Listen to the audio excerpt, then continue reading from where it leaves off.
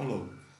Now we will do I'm going to start the topic electrostatic. Now in electrostatic is a fundamental concept that are applicable to the static or the time invariant electric field in the free space. Okay. जब कोई static charge होता है उसके वजह से जो field generate होती है उसके बारे में जो भी स्टडी होती है that is given by electrostatic. And electrostatic field is produced by a static charge distribution. तो इसके लिए जो दो बेसिक रूल्स हम लोग देखेंगे that is Coulomb's law and Gauss's law. Let us go first of all. Let us see the Coulomb's law. Now Coulomb law states that the force between the 2 point charges Q1 and Q2 is along the line joining them. ठीक है, जो force किसी भी दो point charges के बीच में force जो होगा that is a force which is along the line joining them and it will be directly proportional to the product Q1 Q2 of the charges. ठीक है, तो उसके चार्जेस के प्रोडक्ट के बराबर होगा and inversely proportional to the square of the distance between them, which is given by mathematics can be given by F is equal to K Q1 Q2 by R square. Now this K is nothing but the proportionality constant, and for the SI unit and for the vacuum part, this can be defined as 1 by 4 pi epsilon naught, where epsilon naught is the permittivity of the free space and it is mathematically given as 8.854 into 10 power minus 12. Okay, this is nothing but the permittivity of a vacuum space, which simply defines as the how much the free space is permitting the electric field to pass through it. This is epsilon. This which is permittivity. Okay, K is 1 by 4 pi epsilon naught, which is nothing but 9 into 10 to the power 9 meter per farad. If I want to define this Coulomb's law in the vector notation, the vector part, it can be given as F12, that is the force due to 2 charge 2 on 1 is given by Q1 Q2 upon 4 pi epsilon naught R square A R12 cap. Okay, this A R12 is the unit vector in the direction of from 2 to 1. Now this R12 can be simply the difference between the position vector of Q2 and Q1. If the position vector of the Q2 is defined by the vector R2 and the position vector of the Q1 is defined by the vector R1, then R12 can be given as R2 minus R1. Okay, the magnitude of this can be written as modulus of R1 R2, and the unit vector in this direction can be defined as R1 2 by R. Now, if I substitute all this value over above equation, so this above equation is reduced to, or it can be defined as vector F12 is equal to Q1 Q2 R2 minus R1 upon 4 pi epsilon naught R2 minus R1 ka whole cube. Okay, now this is the Coulomb's law in the vector form. Now moving further, there are certain rules if regarding Coulomb's law that should be obeyed, that F21 is equal to minus F12.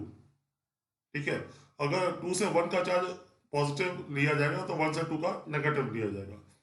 अगर second point it says that the like charge of the same sign repel each other. That means positive charge will repel each other, negative charge will repel each other, and unlike charge attracts, that means positive and negative charge will attract each other. The distance r between the charged bodies Q1 and Q2 must be large compared with the linear dimension of the bodies, that is Q1 and Q2 must be point charges. जो distance Q1 और 2 के बीच में है, that should be so much large that it should be more than the size of the charge. Therefore, we can say consider this charges as a point charges. चौथा important point, these two charges must be static.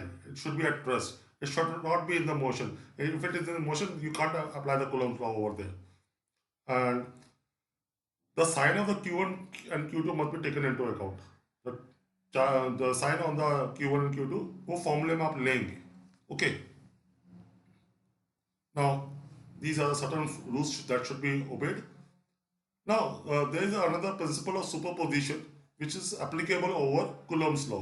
It states that if we have more than two charges, okay, we can use the principle of superposition. For example, if I consider n charges q1, q2, q3, q4 and so on qn located respectively at a different position vector having r1, r2, r3, r4 and r and so on, the resultant force on a particular arbitrary charge q, which is located at a certain point r, is given by simply doing the vector sum of individual forces due to each charge. Okay, which can be mathematically given as q1 r minus r1 upon 4 pi epsilon naught r minus r1 ka whole cube. Then for the second charge, it is given as q2 r minus r2 upon 4 pi epsilon naught r minus r2 ka whole cube, plus so on, so q into qn r minus rn upon 4 pi epsilon naught r minus rn ka whole cube. This is the total force due to the different number of charges. At this particular can be given as a summation, which is equal to q by 4 pi epsilon naught summation from k is equal to 1 to 1 qk r minus rk upon r minus rk ka whole cube. This is a generalized formula for the principle of superposition. Now, now the next thing that comes in mind, the electric field intensity due to any point charge. Electric field intensity in general is defined as the force per unit charge when placed in the electric field. A particular charge, if it is placed in a field, due to that field, how much it is the force per unit charge that particular charge is experiencing is defined as electric field intensity. Okay, it can be mathematically given as limit q tends to 0 f by q, or it can be simply say that vector E is nothing but vector f by q, and its unit is in Newton per Coulomb, and or it can be given as volt per meter. Okay. Now, again, the principle of superposition can be applied over electric field intensity also. Okay. And for a point charge, there is a derivation over here. If I consider point charge, the electric field due to this will be simply q upon 4 pi epsilon naught r square ar cap, and ar cap can be by r square can be replaced by r minus r dash upon r minus r dash ka whole cube. Similarly, as in the case of Coulomb's law, we applied the principle of superposition. We can also apply the principle of superposition on the electric field intensity also. So if there are number of there are endpoint charges, then let it be q1, q2, q3 as till qn having located at r1, r2 and rn so on. The electric field intensity at a particular point r can be simply given by the superposition principle, which is vector E equals to q1 r minus r1 upon 4 pi epsilon r minus r1 ka whole cube, plus q2 r minus r ka whole square upon 4 pi epsilon not r minus r2 ka whole cube, plus and so on till for the qn nth charge, that will be qn r minus rn upon 4 pi epsilon not r minus rn ka whole cube. This can be finally given as by the summation formula, that is equal to 1 by 4 pi epsilon naught summation from k is equal to 1 to n qk r minus rk upon r minus rk ka whole cube. So this is how the electric field intensity and the principle of superposition can be applied. Now let us apply this on a basic numerical.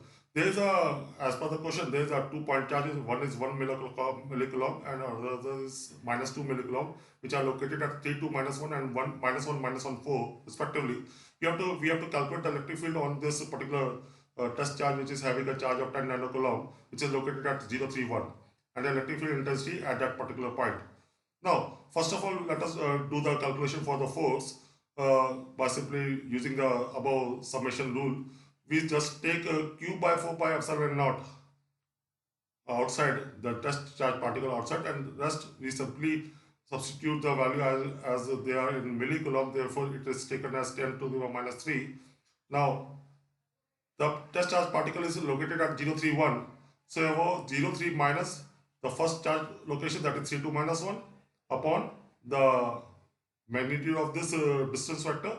Similarly, for the second part, and this simply done the calculations, and we have finally got the fourth, that is minus 6.507 AX cap minus 3.817 AY cap plus 7.506 AZ millinewton. Now, for determining the electric field, I simply divide this force by the Q, and if we divide this by the Q, this will be giving as minus 650.7 AX cap minus 381.7 AY cap plus 750.6 AZ kilovolt per meter. With this, we have completed the basic concept of Coulomb's law, electric field, superposition principle.